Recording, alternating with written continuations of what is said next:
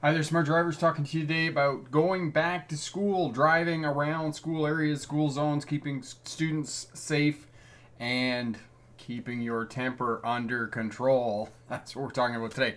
We're getting started a little bit early here today. I got to go and get Stryker from the vet. No, he's okay.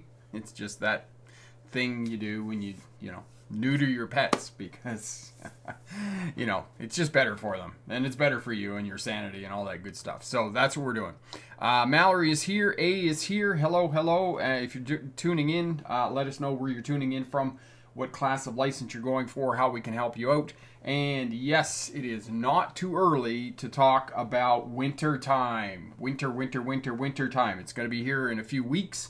And I want to encourage you not to postpone your driver's test all the way until next spring. All right? It's easier to pass your driver's test in the wintertime. All right? So know that. There's a new video coming out tomorrow. 5 reasons why you should take your driver's test in the wintertime. So look forward to that tomorrow. I've got it videoed. I'm just working on the editing, and we'll have that up for you. So today we're talking about back to school, keeping yourself safe. Traveling is in the UK. A loves this topic. Awesome. Thank you so much. So again, if you're just tuning in, let us know where you're tuning in from. Let us know what class of license you're going for. Dan is tuning in from Goderich. I was just in Goderich and had a great time there, and absolutely love it. I go there with my mom in the summertime when I'm away on holidays in August, and we go down to the beach in Goderich, and it is a lovely beach on Lake Huron. Spend some time with my kids there. Amika, how are you, my friend? And if you passed a license test as well, tell us that you passed a license test. All right. So we're going to talk about the Smarter Defensive Driving Model, and I am in some transition periods with my website right now. I have some issues with that, but we're going to recreate the website, and we're going to create better courses for you to help you become safer, smarter drivers. And one of the things we're going to do is put a course together on the Smarter Defensive Driving Model, which is based on 2 simple concepts: managing space in front of your vehicle and stopping in traffic so that you can see the tires of the vehicle in front making clear contact with the pavement.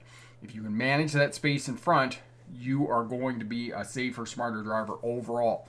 It sounds really simple, and it is really simple, but to implement in your everyday driving is somewhat more challenging due to the fact that everybody else in the driving environment is tied up against the bumper in front of them. And the reason they do that is because of social driving. Everything in the arena of driving tells you that you need to be as close as you can be to the vehicle in front.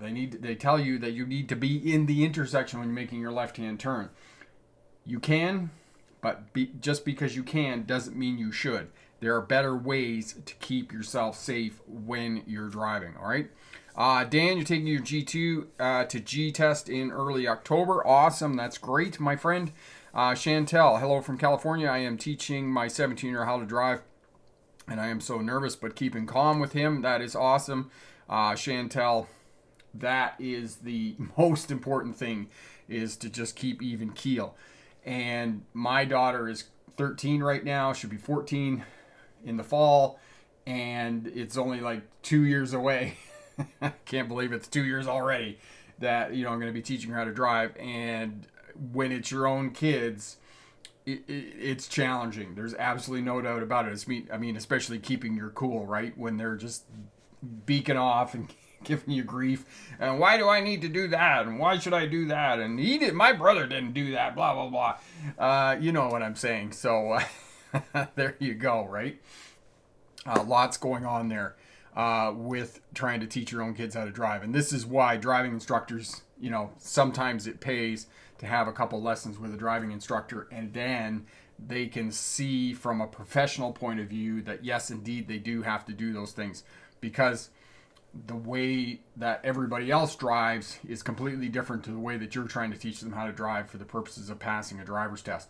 And it is different for the purposes of passing a driver's test. You have to drive the posted speed limit. You have to come to a complete stop at stop sign intersections at the correct stopping position. There are so many details for the purposes of a driver's test that is contrary to what everybody else in the driving environment is doing, that it can be a little bit overwhelming for new drivers. And then if you throw four-way stop signs into the mix, then everything just goes to pot, because there are so many rules and so many interpretations, and so many people have opinions about who goes first and the vehicle on the right and all this stuff. And it's just like, no, just go when it's your turn, according to the system of going at the four-way stops. And I'm very much of the opinion that we should just pull all the four-way stops out and put in roundabouts is what we should do. Chantel, yes, she prefers her instructor instead of me, but still needs to practice with me. Yes, she does. And Chantel, you're doing great. The more practice that you can get your daughter, the better driver she's going to be, because learning to drive is not a spectator sport. It is not something you can get on YouTube and watch me do it or watch some other instructor do it. You have to get in the vehicle and drive the car, because, you know, the physical ability of manipulating the primary controls, the steering wheel, the gas pedal, the brake, that is very different than everything else. So there you go. Chantel, yes, it has me correcting my driving. Yes, helping her out for the purposes of her passing her driver's test. As I said, all those little details. Does the posted speed limit change when school starts, during, and after? Okay, so this is one of the things we're going to talk about, but since you asked the question, school speed zones are the only time that the speed limit changes. Other than that, no, the speed limit does not change when you're driving. If you're in a school speed zone, it's going to be 20 miles an hour or 30 kilometers an hour if you're here in Canada. It depends on what your state is and what the speed limit is. It's going to be different for different places according to what the school speed zone is, okay? And it's only in effect when school is in session, okay? So Monday to Friday, 8:30 to 3:30 in the afternoon, or 4 o'clock in the afternoon, okay? That's the only time that school speed zones are in effect, is when school is in session. On weekends and holidays, when school isn't in session, then those school speed zones don't apply. I'm going to wait here a few more minutes. I'm going to talk about some other stuff, but I want to do the presentation after 4 o'clock, because that's kind of when I had advertised the live stream to start. So there's probably going to be some other people coming along. So I'm just going to wait to do the presentation here for a few more minutes, so bear with me. All right, so the smarter defensive driving model is maintaining space in front of you, and this is absolutely one of the things that you have to do for the purposes of a road test. As Chantel's daughter there, that she's teaching how to drive, you have to maintain that 3 to 4 second following distance when you're in the vehicle. And one of the ways you know that is that you're not using the brake to control space in front. The only time that you should be using the brake is slowing down for turning traffic in front of you, coming to a stop at a stop sign, intersection, or a traffic light, unexpected events, or controlling your speed on a downgrade. Those are the only 4 times you should be using the brake. If you're using the brake to control space in front of your vehicle, between you and another vehicle, you are too close to that vehicle. You should be using the throttle. Ideally, you should be using the throttle to control space in front of your vehicle. Then when you come to a stop in a queue of traffic, stop so you can see the tires of the vehicle making clear contact with the pavement. That's approximately 1 vehicle length. The reason we use that landmark is because it works for any vehicle, whether it's a class 1 semi-truck or it's your personal vehicle. It's going to work, okay, for that 1 vehicle space in front of you. Then space management, then observation. You need to observe, especially at intersections, because intersections are the places that you're going to encounter other vulnerable road users. So pedestrians are where you're going to encounter vulnerable road users, not other vulnerable road users. Vulnerable road users, pedestrians, kids on skateboards, scooters, people in wheelchairs, cyclists, motorcycles. These are the people you're going to encounter at intersections, and more than 40% of crashes occur at intersections. So map and track intersections to keep yourself safe, and so that you don't strike a vulnerable road user, because we all would feel really terrible if we ran over a pedestrian. All right, so know that. Okay, A asks, how fast do you go when you turn left and right at a controlled intersection? A, it's not going to be a set speed. It's going to vary. I can only kind of give you a general guide to how fast you can go around a corner. Doing right-hand turns, it's kind of 8 to 12 miles an hour, kind of 10 to 15 kilometers an hour for right-hand turns. For left turns, it's going to be 15 to 25 kilometers an hour, kind of, 10 to 15 miles per hour, depending on the intersection and how sharp the curve is. How sharp that corner is. In residential areas, you're going to be going slower, as opposed to big multi-lane intersections, you're going to be going a bit faster. If you're having difficulty trying to figure out how fast to go around corners, one of the things you want to do is you want to go into a parking lot or something like that, and you want to do circles with the car and then reverse in circles. Maybe get some pylons back into some parking spaces, do forward figure eights, and then do reverse figure eights. That's going to help you out to master the primary controls, the steering wheel, the brake, and the gas pedal when you're driving. All right. Sheldon, hello, Mr. August. Love your videos. Thank you so much, Sheldon, for that endorsement. Fills my bucket, keeps me going. Amazon, what would the speed limit if speed limit is 45 and there's a school zone and a multi-lane road? Generally, Amazon, I can't say that I've ever seen a school speed zone on a multi-lane road. Maybe you have, or other smart drivers here have seen school speed zones on a multi-lane road. This is becoming more and more popular as cities are reducing speed limits in the face of the rise of pedestrian fatalities on our roadways, and also in light of the green movement. I was just reading something about Scotland and in the city of Glasgow. They're reducing speed limits on one of their most traveled motorways to 30 miles an hour in some parts of the inner city, which is just kind of boggles my mind that you're on a motorway and the speed limit. Motorway, for those of you who may or may not know, is a freeway. It's an interstate. And they're reducing speeds to 30 miles an hour. So this is happening. We're seeing this happening more and more in our roads, and we're seeing speed limits. I believe it was Baltimore a couple of weeks ago I was reading about is reducing speed limits to 20 miles an hour. So we're seeing speed limits being more and more and more reduced as pedestrians and other vulnerable road user crashes and fatalities increase. And I would argue that it's not just drivers that are the problem here. I would argue that the problem with the rise in pedestrian crashes with cars is distracted walking. It's not just cars, it's pedestrians who are on their phone. How many people do you see walking up and down the sidewalk? And I am guilty. Raise your hand. If you do this, you go up and down the road and you're looking at your phone or you're texting somebody while you're walking. We are distracted when we're walking now, and I would put forward the professional opinion that this is the direct cause of increased number of fatalities on our roadways. Christina, finally got to see a live video. Had a baby that didn't want to sleep for like a year, so your videos are a great help. Christina, that's awesome. Yes, I remember those days. We didn't have babies that didn't sleep for a year, but I've heard stories of that. We did, we had our sleepless nights and those types of things, but interesting. Hang on to that because it doesn't last forever. You'll wake up tomorrow and they're teenagers going to high school for the first day.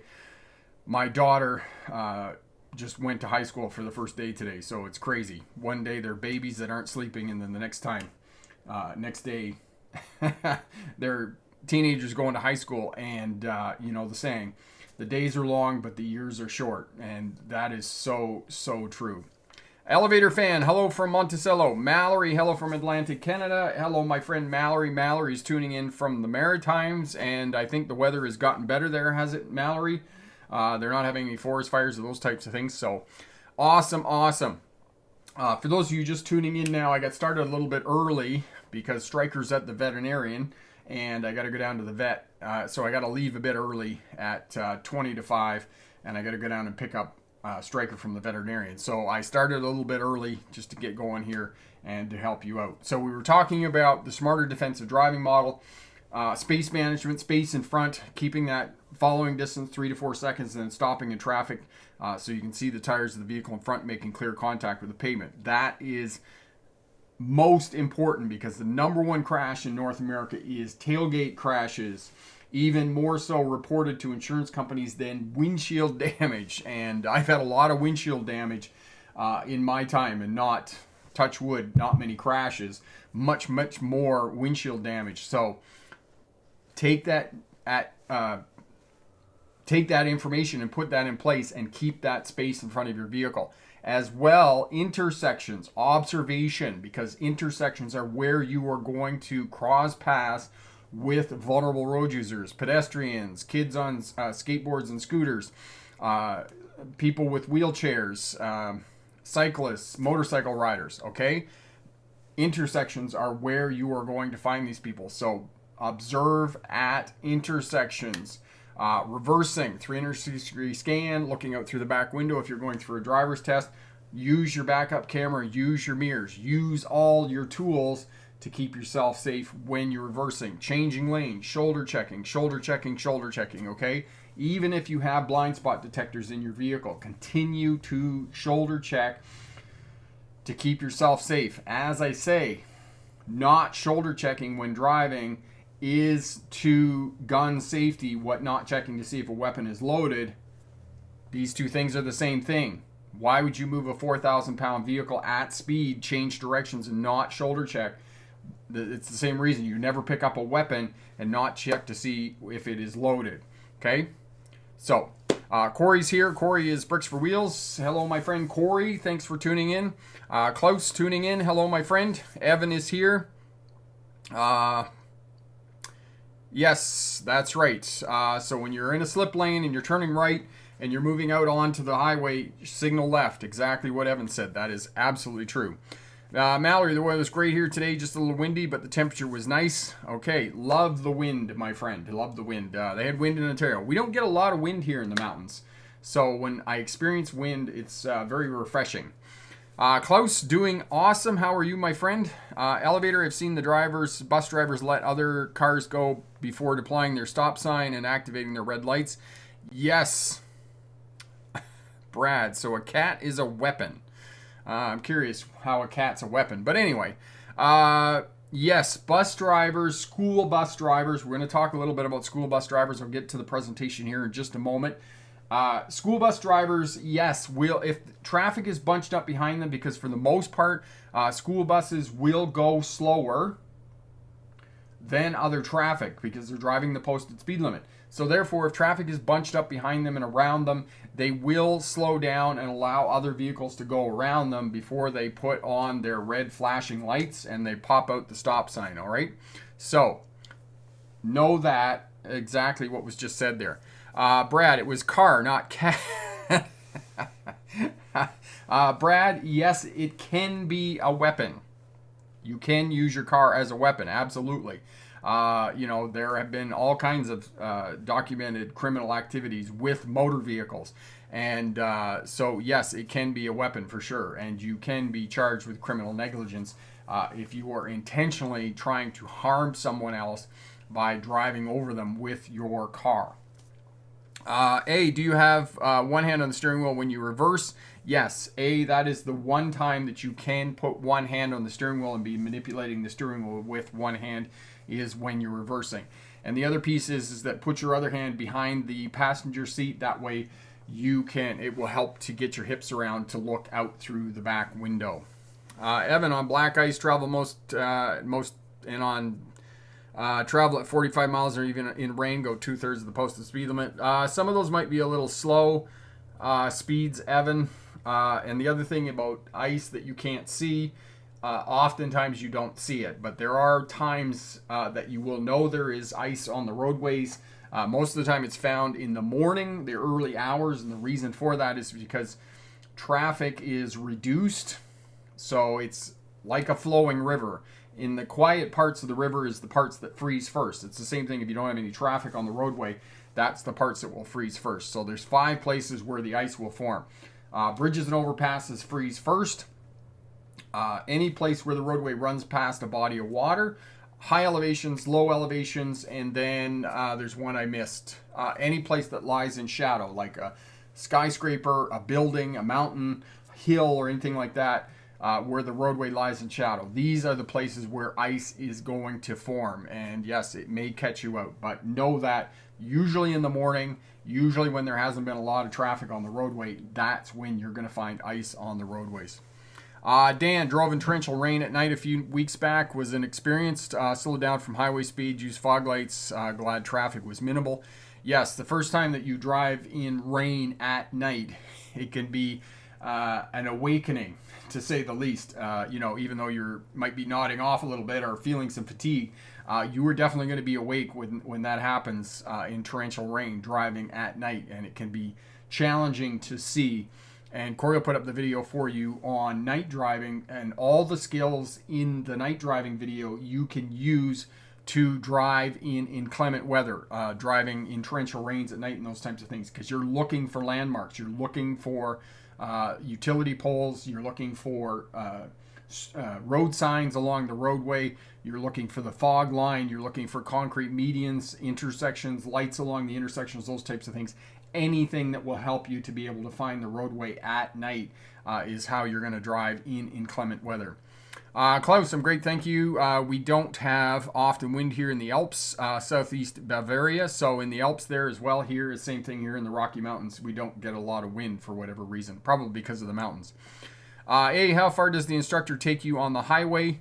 The instructor is only going to take you on the highway if the highway is within vicinity of the DMV or the test center where you take your test. If it's too far away, they're not going to take you on the highway. For example, here where I live, where the test center is, you could potentially go out on the highway, but you'd only probably be on the highway for about 10 minutes because of the distance it is from the test center.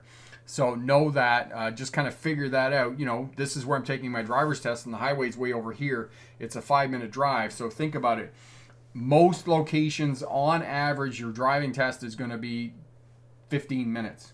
So it's 7 minutes out and it's 7 minutes back. And if the highway is 5 minutes out, it's probably not going to happen that you're going to go out onto the highway. Marizone, when it's raining, is it good to slow your speed? Yes, it is. You're going to have to slow your speed. Other traffic is going to slow down, so you know that you're going to have to slow down in the rain to keep yourself safe.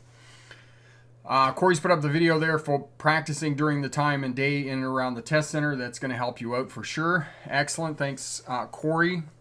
Elevator had a double pass today because 2 vehicles were speeding up and slowing down. And yes, people do that as well because people are of the false belief that they can keep a constant speed on the roadway. And in fact, they can't. So they need to learn how to use cruise control for sure. Evan, I Googled in Washington State mock test, but I didn't any articles about a mock test. And Googling, is there a mock driving test in Washington State? You may not, mock driving test may not be the term that's going to work for you, Evan. You might have to use the word practice driving test. Try and think of some synonyms for mock driving test because a lot of people don't know what a mock driving test is, okay? So you might have to use practice driving test to come up with what you want to talk about there. All right, so let's get over to the slideshow presentation. Again, as I said, I do apologize. I have to leave early to go and pick Striker up from the veterinarian. So we're going to end here today about 4:40, and then I can head down and pick him up from the vet. All right. Can you ask the instructor where to turn if you're not sure? One of the things that driving examiners are really good about, I'm assuming that you're talking about the driving examiner, not the instructor. Driving examiners are really good at giving you instruction about where you need to turn for the purposes of your driver's test. And the other piece about that is if you do miss a turn, you're probably not going to fail your driver's test. Now, oftentimes there's a lot of other things that are going on in your driver's test that you didn't fulfill competency, so therefore you fail your driver's test. And somehow the student gets the notion in their head that they turned at the wrong place or whatnot, and that was what caused them to fail. That's not what causes you to fail for the purposes of your driver's test. However, if, say for example, you missed the turn, the examiner told you to turn left at the next intersection, you missed it, drove by, It's the examiner's responsibility to safely get you back to where you need to get back to be back on the test route. You're not going to fail for that. Usually, there's other stuff going on that causes you to fail your driver's test, but you're not going to fail for missing a turn. And as I said, driving examiners are very good at giving you instruction. Remember, they do this every day. They probably do 8 or 10 driving tests a day. So they are helping administer driving tests a lot, like probably 40 or 50 driving tests a week. So this is what they do for a living. So they're very good at giving instruction where to turn for the test route. Zed, I passed my road test and got my license today and watched so many of your videos. Thank you so much. That is awesome, my friend. Congratulations on passing your driver's test. That is awesome. Awesome, awesome, awesome. There is nothing like passing your first driver's test. It was like what I was saying to my daughter today. You only go to high school on the first day once. You don't get that shot again. It's like passing your first driver's test. Because I passed lots of driving tests in Australia. You know, my commercial driver's license, my instructor's driver's license, and those types of things, but never passed my first driver's license. It was never like that, right? So that's really great. Really awesome. Congratulations, my friend. All right, so let's get over to the slideshow presentation here. We're talking about back to school driving. Yes, there we go. All right. This never does what I want it to do. There we go. Back to school driving. It was back to school today and probably last week for a lot of places. Most states and provinces are back now into school. For those of you new to Smart Drive Test, my name is Rick August. I was a truck driver in the 1990s. Early 2000s, I was going to university at the University of Melbourne. And I'm going back to Australia here in 3 weeks on the 23rd of September. Very excited about that. I haven't been back in a long time. And drove buses for Greyhound on one of the regional bus lines there. Became a licensed commercial driving instructor in 1997. Most of my instruction career has been with semi-trucks, air brakes, buses, logbooks, those types of things. I also did, what else did I do? Driver training, rehabilitation. I worked with drivers who were driving with hand controls, had experienced debilitating injuries, for example, a stroke or brain injury, those types of things, and then helped them to return to driving. 2006, I graduated with my doctorate in legal history with a specialty in policing and traffic. I looked at how the transition from horse-drawn traffic to motor traffic impacted policing and law. And let me tell you, it changed policing a lot at the beginning of the 20th century. 2015, I started the YouTube channel and the online business. And if you want to know more about me, you can check out the autobiography over at the Smart Drive Test YouTube or Smart Drive Test website. All right, new videos. Last week I did a video on rough, rugged roads, and actually I'm going to pull that video down. I'm going to amend it somewhat, but anyway, it's there for now. You can have a look at that if you're driving on gravel. And, you know, coming into winter time, if you are preparing to take your driver's test in the wintertime, go out and drive on some gravel roads. That will make the transition into winter and driving on snow and ice less daunting. All right. And as well, check out the podcast over at the Smart Drive Test website. New driver, defensive driving. Have a look at that. Really, really great stuff. All right, so we were talking about the smarter defensive driving model. One of its early names was Scope 3, which is social driving, space management, speed management, observation, and communication. These are the tools. So social driving is the way that everybody else drives. They follow too close. They speed. They don't come to complete stops at stop sign intersections. They drive over painted islands. Everything that other drivers are doing wrong, that is eventually going to lead to them having a crash. Space management, as I said to you, this is the most important component. Maintaining that space in front, probably twice as much space as you're currently maintaining in front of your vehicle. You want to have that minimum safe distance between your vehicle and other vehicles on the roadway. Because if you're not near anything, it's less likely that you're going to hit something. Observation. Observe intersections, locate vulnerable road users. You want to be scanning and tracking and figuring out where other road users are and mapping their movement. Is their movement going to cross paths with yours? All right. Observation, or communication rather. There's 5 ways that we communicate with other traffic on the roadway. The position of our vehicle or the position of the road user on the roadway is going to communicate intent. And then signals and lights, eye contact, hand gestures, use all 5 fingers. Don't tell other drivers or road users they're number 1. And then the last way that we communicate is with the horn. And here in North America, use it sparingly because it's seen as a sign of aggression. And then speed management. It's also going to communicate intent. If someone is close to an intersection and they're slowing down, you know that they're probably going to turn or they're coming to a controlled intersection and they have to stop. So speed management as well, you want to understand the differences in speed between different road user groups. So pedestrians, vulnerable road users, the difference in speed between your car and the person walking is going to be about 20 miles per hour. So take note of that, and that is going to help you to be more predictable and predict the traffic patterns on the roadway and to interpret the individual actions of different road users. School signs. The school and area signs slow when students are present. School speed zones and school crosswalk signs. School signs tend to be the least consistent of all of the road signs out there. But Pentagon, regulatory signs, and cautionary signs. These are just some of the many different types of schools signs that are out there. So school zone signs, speed zone signs. Did I skip one here? Just bear with me here one sec. No, I didn't. Okay, that one's first. So school speed zone signs, it's going to give you a speed limit, and for some of these school speed zones, they're going to give you a time of day. So this one says school day 7:50 to 8:50 a.m. and 2:20 to 3:20 p.m. So the only time that this school speed zone is in effect is when students are transitioning to and from school.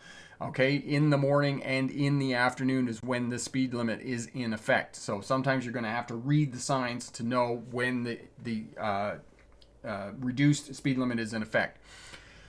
Okay, speeding in school zones is an automatic fail on a driver's test, and it is okay. It is one of the few times that it is okay to go a couple of miles an hour below the posted speed limit. All right. Speed zone, school speed zone when students are present, and this is often found along highways. Only if students are walking along the highway do you slow down to pass those students. It's a conditional sign and it's a cautionary sign. Now this one is in fact a regulatory sign, which means to slow down, and regulatory signs are rectangle in shape with black lettering on them and white background. All right, school buses, rural and urban areas, these will be found. They will have yellow, red lights on them and strobe lights. Different places will have strobe lights, which is a white flashing light to get your attention.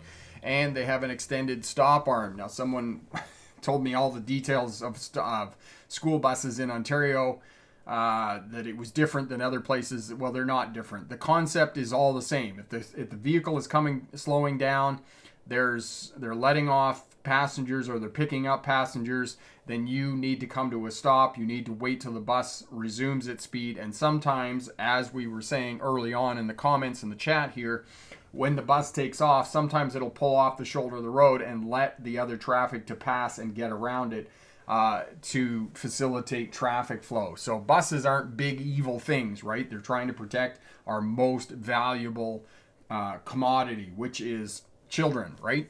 All right. Now, know this as well, that most school buses now have cameras, and the penalties for passing a stopped school bus with lights flashing is severe. For example, Ontario, where it's not different than everywhere else, it's 6 points, and I think it's an $800 fine for passing a stopped school bus. This is how severe the penalty is and how seriously we take this traffic offense. All right. School crossing guards, they have the same authority as police, obey the directions of crossing guards, mostly but not always at busy intersections in the vicinity of the school. For example, Bairstow, which is our French immersion school here in Vernon, they have a crossing guard at the busy intersection here so that right-hand turning cars are not striking the children as they're walking across the multi-lane roadway. Personally, I don't think that's where the crossing guard should be. I think the crossing guard should be up at the roundabouts, because I don't trust any driver in a car at the roundabout when I'm crossing. I make sure that I get eye contact. I don't step out until I see them slowing and coming to a stop. Never trust drivers in a car at a roundabout until you get eye contact. All right, so good luck on your driver's test, and remember, pick the best answer, not necessarily the right answer. All right, so Corey's put a bunch of videos up here. Thank you for doing that, Corey. That's really great. The autobiography there, how to drive safer on gravel roads, manage space around your vehicle, and how to observe, scan, and see to pass your driver's test. Awesome, awesome. Some really great stuff there that's going to help you out and give you the skills and abilities you need to be successful on your road test. Can you go a few miles above the speed limit for schools and other roads? Not if you're on a driver's test. If you're on a driver's test, you must do the posted speed limit. If you don't do the posted speed limit, you will not be successful on your driver's test. As I said, school speed zones, it's an automatic fail if you speed in a school speed zone when school is in session. Rawson, I am great, my friend. How are you? Elevator is not stopping for the crossing guard and automatic fail on a driver's test. Yes, elevator fan, it's not just going to be for a crossing guard. Flaggers, police, any of those people, all of those people have the same authority as a police officer would. And if you don't come to a stop when any one of those people signal you to stop, it's an automatic fail on a driver's test. So know that. Mallory, the school bus driver's job is to keep the kids safe. Yes, absolutely. And Mallory, it's not just school bus drivers. It's any bus driver. And most of the expert witness testimony stuff that I have done is that, and it states this right in the bus driver's handbook, is that special precautions, and I quote unquote, special precautions must be taken when passengers are exiting the vehicle and entering or exiting the vehicle. They call it a lighting when you're coming off the bus. But let me say to you, special precautions means that bus drivers and the bus companies are responsible for the transition from passenger to pedestrian and vice versa. So they must facilitate the passenger getting off the bus and safely becoming a pedestrian. And it's the same thing. They must safely facilitate the pedestrian getting onto the bus and becoming a passenger on that bus. And this is why we have transit stops that allow transit buses to pull off the main traveled portion of the roadway. This is why we have school bus stops at particular places that's going to offer the best protection for the students. And when they offload at school zones or at the school itself, they usually have a pull-in where the school buses can pull in, or they have a low-density traffic street where they can offload the passengers out onto the sidewalk. This is what they're doing. Rawson, I'm doing good. I have a few questions if you don't mind. Not at all, my friend. Shoot. Let me know what the questions are.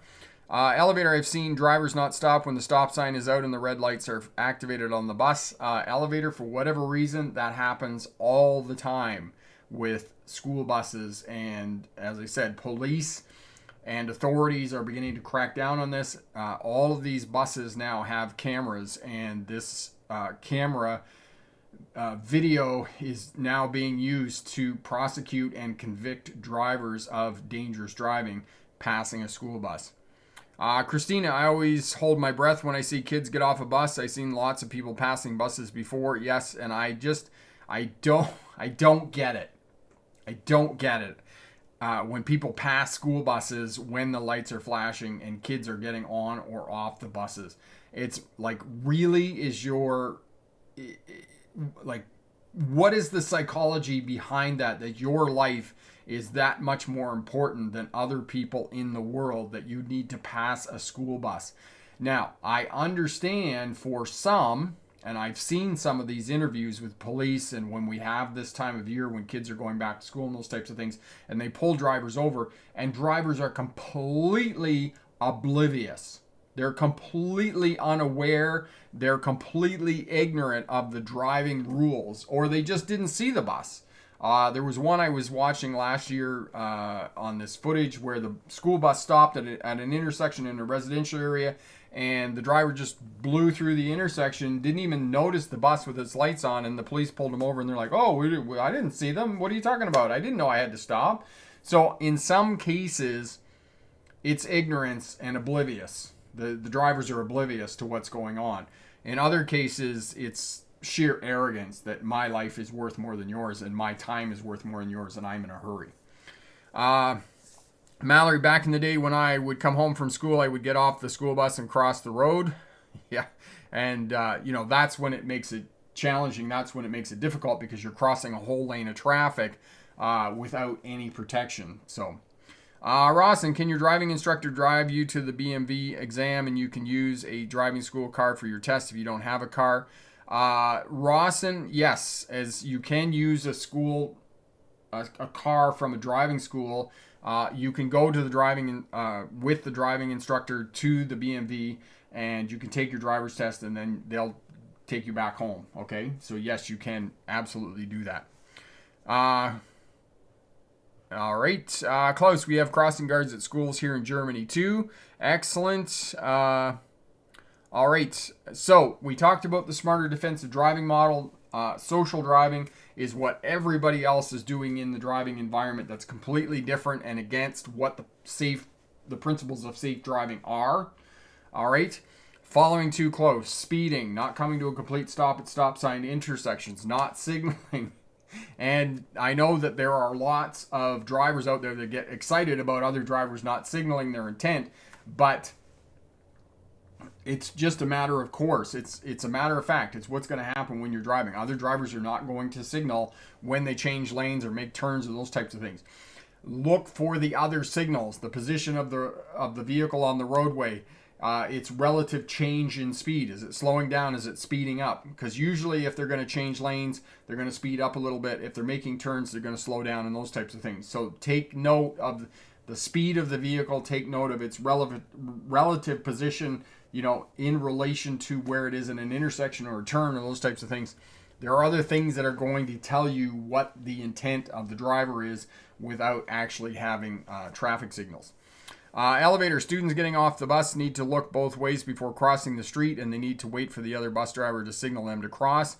Yes, it's a relationship between the bus driver and the passengers on the vehicle. And it's not just school bus drivers, transit bus drivers and coach drivers also need to be doing those sorts of things. And when I was driving coaches for Greyhound, oftentimes, not often, but every now and again, a passenger would want to be let off somewhere that wasn't at the designated stop.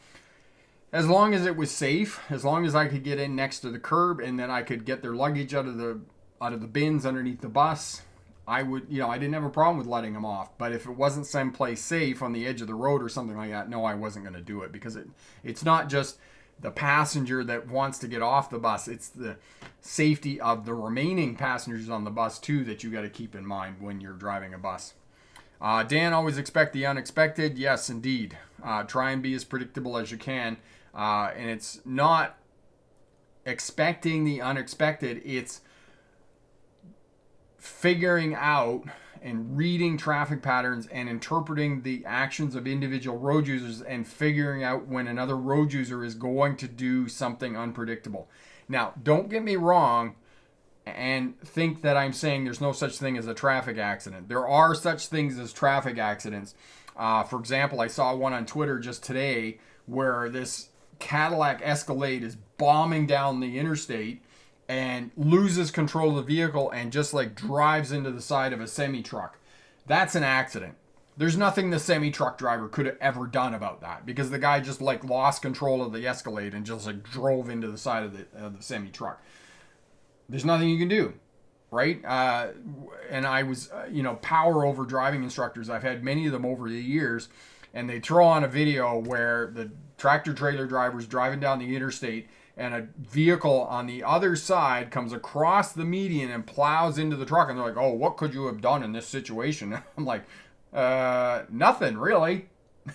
And there isn't anything you could do, because, all of a sudden, you're going this way at 50 miles an hour and this car is coming at you at 60 miles an hour across the median. It's there's nothing that you're going to be able to do with that. Rawson, is the school bus yellow lights and red lights same thing as the traffic lights? Yes, it is, Rawson. Excellent comparison. The Yellow lights are a warning that the vehicle is slowing down and coming to a stop. The red lights are in fact that it is stopped and there is an extended stop arm. So yes, that is how they work. Now, not all buses have the yellow warning lights, but they are beginning to be implemented. As well, many school buses here in North America will have strobe lights on them as well, so that other drivers, it will draw in their attention and they're like, oh wait, that's a school bus. It's 7:30 in the morning. There's a good chance that it's going to stop. So where's the school bus? What time of the day is it? And is there a high possibility that this school bus is going to stop to be picking up passengers along the way? Yes, indeed. Okay? So you take note. You're cognizant of what you're doing. You're aware of your driving surroundings, and you're keeping yourself safe when you're driving. All right? Marizone, how do you describe defensive driving in a few words? Okay, so Marizone, defensive driving in a few words is implementing skills and abilities that will keep you safe when you and other road users make mistakes. That's what it is in a sentence. Skills and abilities and habits that will keep you safe when you and other road users make mistakes. Because that's what it's all about. Because we're all going to make mistakes when we're driving. We all make mistakes. Every one of us. I make mistakes when I'm driving. Because you can't put people in motion and not have mistakes happen. And if these authorities who are pushing Vision Zero think that is any reality, they're misguided. Completely and utterly misguided. Vision Zero isn't a possibility. You put human beings in motion and they crash into things. They step on Lego. They bang their knee on the coffee table. And that's walking around. Now you triple the speed and put us in motor cars with all kinds of distractions. Telecommunications, iPods, phones, videos, all kinds of crap. We are distracted. Other road users are distracted. So defensive driving in a simple statement is skills, techniques, abilities, and habits that keep us safe when we make mistakes and when other road users make mistakes. That's what defensive driving is. Elevators. School buses also stop at all railway crossings. Take note of that. Yes, indeed. And you are absolutely right, Rawson. Perfect. Not perfect, but we're hopefully at a high level of professionalism. Is it okay to turn with two hands on 10 and 2, or do you have to use hand over hand? I don't like the hand-to-hand method. It's too slow. I like the hand-over-hand method for turning. It's faster, it's more efficient, it's smoother. Now, keep in mind that for most turns, you only have to turn the steering wheel a quarter to half a turn, all right? Now, if you're going around right-hand turn, like a squared right-hand turn in a residential area, then you're going to have to turn the steering wheel one revolution, one complete circle. However, most turns, like a left-hand turn, you're going to turn the steering wheel half a turn. You can keep your hands in the same place. You don't have to cross over, okay? I prefer hand over hand. Some other people prefer hand to hand. And Corey's put up the video for you on 5 defensive strategies as well, how to steer a car. Thank you for that, Corey. That is awesome. Traveling, which is why on long journeys take a regular break. Yes, and on long journeys, we talked about that on long road trips last week. Every couple of hours, take a break, okay? We need a break every couple of hours. And as well, all kinds of engineering studies have shown that at 2-hour intervals, that's when fatigue happens. That's when drivers fall asleep. That's when, they have crashes, because you'll notice that there's concrete barriers at every 2-hour intervals along the roadway, so that you don't get that cross median traffic crash happening where you fall asleep, cross the median, and then crash into oncoming traffic. So this is the reason for more and more concrete barriers along the roadways. Roshan, what vehicle transmission do you like better, automatic or manual? Rawson, I definitely prefer a manual transmission, both in my personal vehicle and in a big truck. I know that most of the big trucks now are going to automatics. I don't have any time of day for them. I don't like them. Is it okay to inch something while driving when you're doing a road test? Oh, itch something. Yes, you can do that for sure. Make it quick. Teresita, after passing my driving test and driving by myself, which is different from driving with an instructor, I always remember your videos, shoulder check, shoulder check, shoulder check. And that is awesome, my friend. Congratulations on passing your driver's test and continuing to be a safer, smarter driver. Because being a safer, smarter driver, we're always upgrading our skills and abilities. So, and if you can implement that habit of shoulder checking, you are in the 90th percentile of people who are driving, because that will just really keep you safe. And I say this about shoulder checking, it's a habit that you need to develop. You need to keep in place to keep yourself safe, because if you can do that, not today, not tomorrow, not next month, maybe not even a year from now or 5 years from now, but one day it's going to keep you safe, because you're going to look into that blind area when you're changing lanes or you're turning, and there's going to be something there. And you're going to turn again to look to figure out what's there, and it's going to pull your proverbial bacon out of the fire and keep you safe and prevent a crash. All right? So we're going to wrap up here in about 5 minutes, because I got to go and pick up Stryker from the veterinarian. So I do appreciate you tuning in, asking questions here. It's really great. As I said, the video tomorrow is 5 reasons why you should take your driver's test in the wintertime. I am trying to convince you early. I'm getting started here. I mean, I know most of us are still walking around in t-shirts and those types of things, but winter is going to be here soon enough, and I just don't want people postponing their test for 6 to 8 months because they think that they might die in the wintertime. That's not the truth, okay? Most of the time, 90% of the time in the wintertime, the roads are clear, well-maintained, salted, and it's very safe to drive and pass your driver's test. Is it okay to U-turn on an intersection in the U.S.? It's going to depend on the municipality. It's going to depend on the intersection. Some intersections will have no U-turns at the intersection, but it will depend on that. So definitely have a look at that. Fishing. Your parallel parking videos and the one you made for pulling over for an emergency vehicle helped me pass my driver's test earlier this year. Thank you very much. Outdoor fishing, you are most welcome, my friend. Congratulations. I saw the comment earlier there. I do apologize for not getting to it, but thank you for reposting. That's awesome. And letting us know that you were successful in passing your driver's test. I'm assuming it was there in Ontario, because that's the one place that they do the emergency stop. But congratulations on passing your test. Awesome, awesome. Rawson, is the Ohio maneuverability the same thing as parallel parking? Rawson, no, it is not the same thing as parallel parking, and Corey will put up the video for you on the Ohio maneuverability test. Essentially what it is, it's a rectangle, 9 feet wide, 20 feet long, and then another 20 feet out is a nose cone. So it's a pentagon like this. And you drive through the rectangle, and then you have to go right or left of the nose cone depending on the instructions of the examiner. So it's not the same thing as parallel parking. But if you can do the Ohio maneuverability test, then parallel parking is going to be fairly easy after that.